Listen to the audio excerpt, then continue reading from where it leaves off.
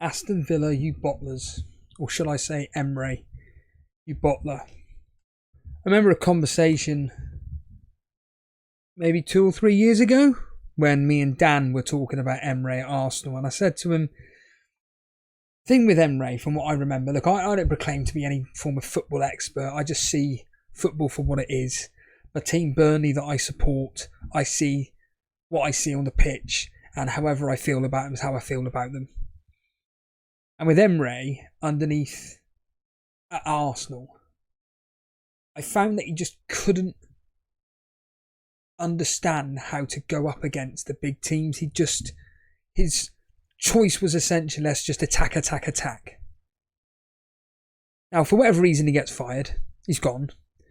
Goes to, Sevilla, and does very well there, and clearly has learnt from his mistakes. A bit like Scott Parker, ironically, at Burnley. He's learnt a lot from his mistakes when it came to Fulham, Bournemouth, and the team that he was in Belgium, wherever that was.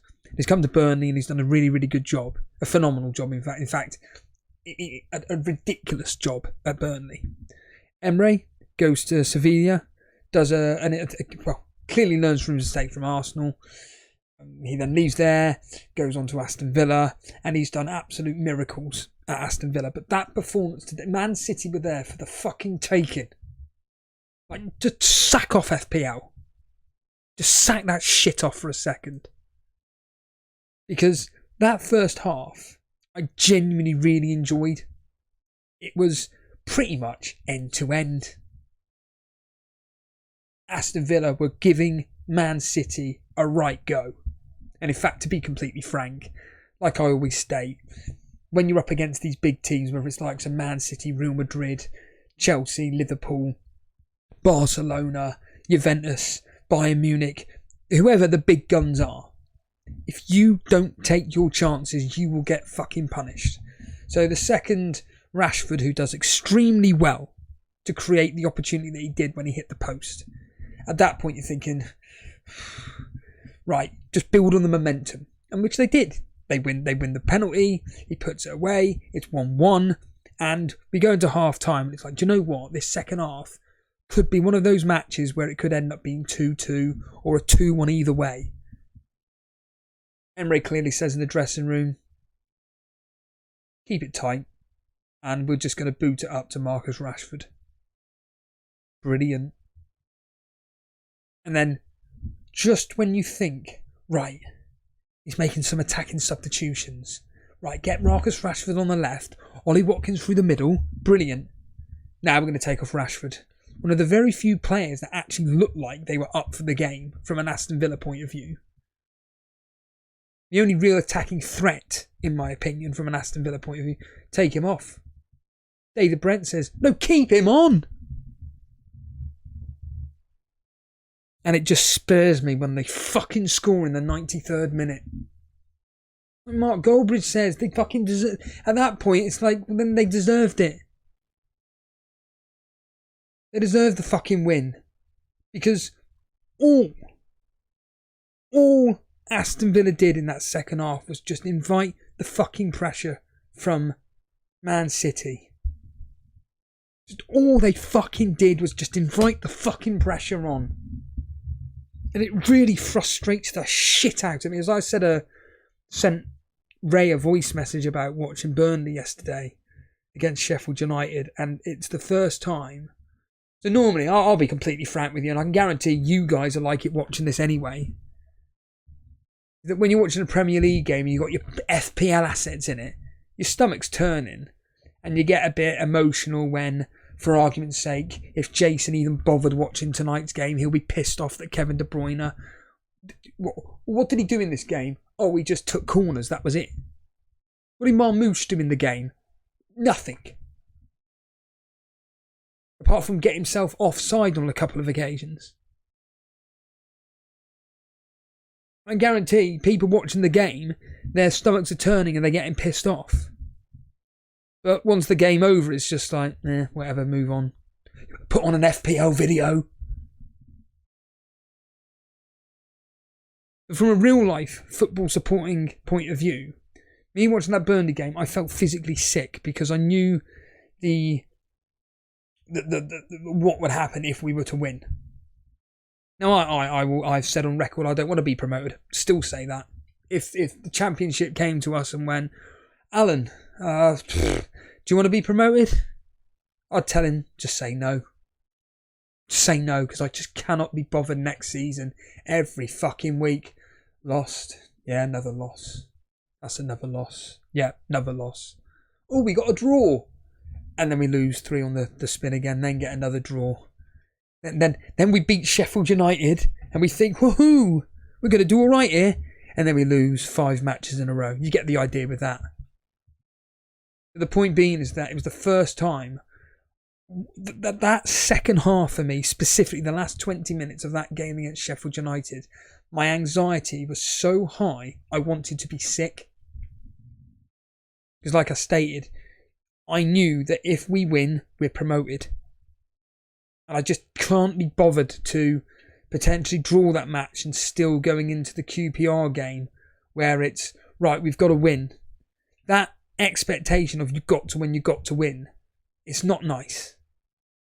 Same with Liverpool against Tottenham this weekend. They have to win to win the title. They have to win. And it is just sickening. It's a horrible, horrible feeling. Absolutely horrific feeling. I mean, I'm taking the piss out of Kevin De Bruyne, still getting a bonus point. How does that fucking work? Bernardo Silva, Nunes and De Bruyne getting 3-2-1. What? Anyway. But yeah, that match from Aston Villa, if you're a Villa fan, you should be sickened by that. You should be so gutted that you conceded. I mean, whether you conceded in the 93rd minute or the 83rd minute or the 73rd minute or the 43rd minute. The fact that you played, or Emery went out there just to play so bloody defensively, and just like I said, the tactic was obvious. Just get the ball up as quickly as possible to either Watkins or Rashford, or predominantly Rashford in the second half.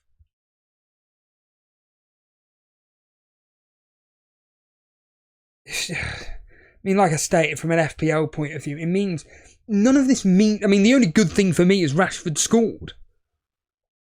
It's the only upside to this the upside to this game week so far. And we still got tomorrow's game where I'm sure Saka's going to get his 1 point from coming off the bench to do fuck all. The only upside to this game week so far is the fact that Rashford and Watkins has come through with 20 points. That, from a differential perspective, specifically on bench boosters, is huge. Because as I stated, all the rivals that I've got, their bench boosts consists of Martinez, who probably got how many save points tonight? Maybe 5? How many saves did he get tonight? 5. He did get 5. We've got 5 save points today, so that's what wakes up for 1. So he got 3 points tonight. Sorry, 2 points tonight. So if I just look at one typical team that I've seen within bench boosters, I'll just go to the Patreon League. Just pick on top spot Andrew Ferguson, because his team is exactly the same as 99% of what I've seen. It's Areola, Konza, and then Newcastle defenders. Or 2 Newcastle players. Well, that has made up, in Andrew's case, it's 3 for Areola, 3 for Salah, 3 for Konza. My maths is that bad, even I can work that out. That's 9, and then 0 for Livramento. So my differentials in Rashford and Watkins has earned me 11 points more than that one bench boost.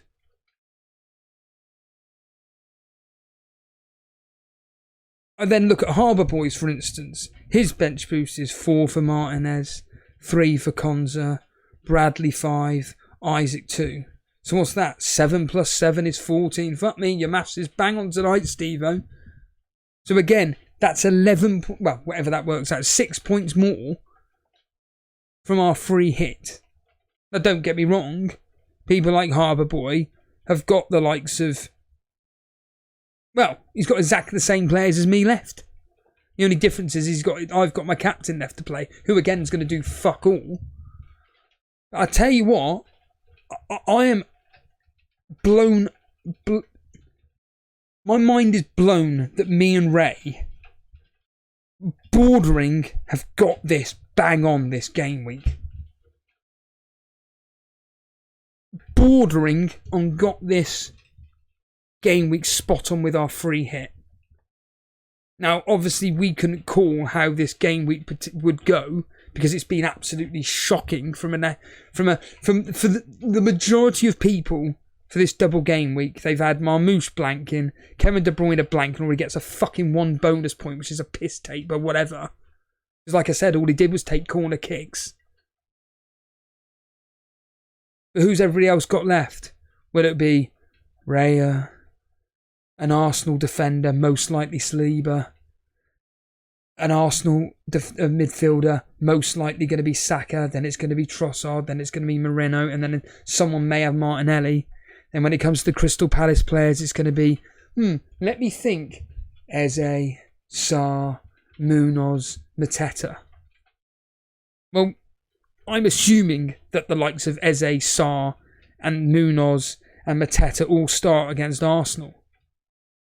But guess what? They may not. Because Glasner's already come out and said, we're kind of preparing for the FA Cup semi-final here. We got Aston Villa up next. We kind of need to prepare for that. So there may be the possibility tomorrow that the likes of Eze, the likes of Sarr, Mateta may not play. Munoz may not play. Unlikely. You never know. Saka, I don't think starts tomorrow. I think it will be Ranieri. So basically, all the popular captaincy picks blank. So Marmoush was number 1, blank. Saka number 2, blank. De Bruyne number 3, well, I mean, ironically was the best of the 3. And Salah as the single game week player, blank. But those additional points tonight, specifically from Rashford, those 7 points are pretty big for people in my position as we're pushing forward. And listening into Gary's stream with Nick and Tom and looking at their free hit, I'm thinking, looks familiar. Their free hits look familiar, don't they? Looks a bit like this, doesn't it? Just slightly different players. Instead of Areola, it's the Wolves goalkeeper. Instead of double Nottingham Forest defence, it's Sessegnon, Nuri. And then, of course, it's a Newcastle defender. And then in midfield, it's Salah, one of a Newcastle defender, Palmer, a Bournemouth midfielder. And then up top, Cunha, Isaac, Wood. So all these cunts that are having to go at me and Ray about our plan, well, funny that, because it's kind of worked out exactly how me and Ray thought about it. Now again, by pure fortuitous luck, don't get me wrong, but sometimes, as I said to Ray on the voice message, I have felt this season that when me and Ray are going against the template style of play here, still hasn't worked out. Like with Saka, for instance, Saka captaincy not working out.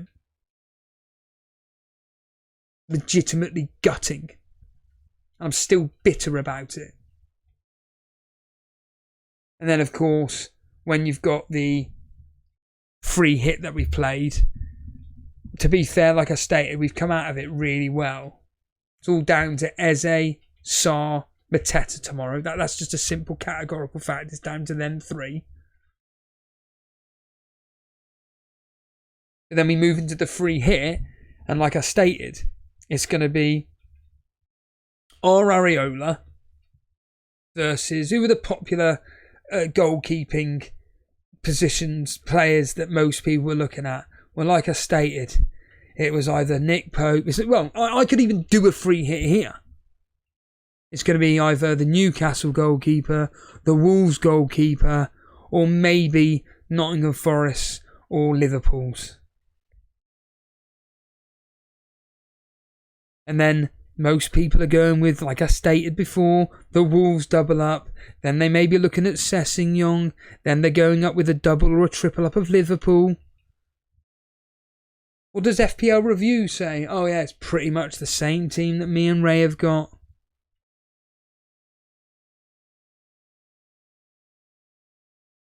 It would be an absolute miracle if me and Ray were to get the biggest. Do you know what the biggest differential for me and Ray is in this blank game week? Double Nottingham Forest defence. That is the biggest differential for me and Ray. Who'd have thought it? And yet, as they were talking about on Gary's stream, well, it's going to be one of two ways. They've either beaten Man City, and then it's right, we really need to focus on the Champions League now. Or we've all celebrated getting to the final of the FA Cup. Pens down, let's just let Brentford walk all over us. And they end up losing 3 or 4-0.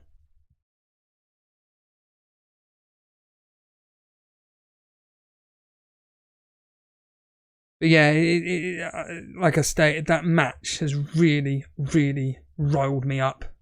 I just hate it when teams can be taken advantage of and they just don't do it. Man City were there for the taking. Let's not fuck about here. They were there for the taking. And it's Aston Villa, as always. Or the team that doesn't go for it, that are punished. Surprise, surprise.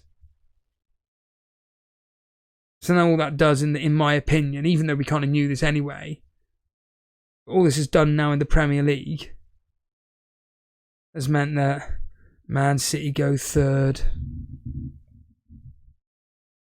They're now 4 points clear of Aston Villa. No, they're not. Yeah, they are. They're 4 points clear of Aston Villa. Just imagine if Aston Villa had won. You've got Aston Villa, Chelsea, Forest, Man City, Newcastle. Those 5 teams, from an FPL point of view, would be amazing. But now they fucked it now. Because Man City, like I stated, is going to carry on doing what they do. So now it's down to Nottingham Forest, Newcastle, Chelsea and Aston Villa. But the way Chelsea are performing at the moment, they could not give a fuck. They're gone. So now Aston Villa need to take advantage of Chelsea's poor form and still keep up with Newcastle and Nottingham Forest. So they fucking blew it tonight against Man City. If they had drawn, still result, but they're still in that touch and distance with Man City. Unfortunately not. Unfortunately not. Anyhow, I'm sure I'll do another video like this tomorrow. That'll be fun. See you later.